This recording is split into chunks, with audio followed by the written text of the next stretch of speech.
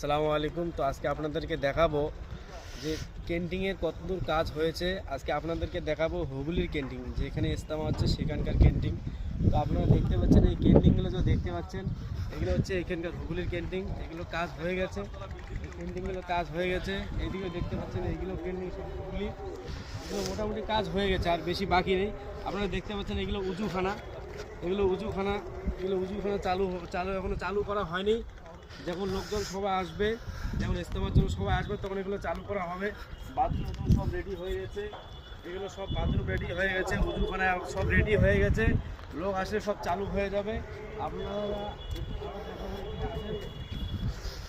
দেখতে পাচ্ছেন, আপনারা অনেক দূর থেকে দেখতে পাচ্ছেন এগুলো সব উজুখানা, এদিকে বাথরুম, এদিকে আরও দেখতে পাচ্ছেন এগুলো হুগলির ক্যান্টিন। এগুলো দেখতে পাচ্ছেন সব কাজ হয়ে গেছে, মোটামুটি সব কাজ হয়ে গেছে। কিছু কাজ বাকি রয়েছে এখনও, আমাদের কুচবিহারের কাজ এখনও অনেক বাকি রয়েছে।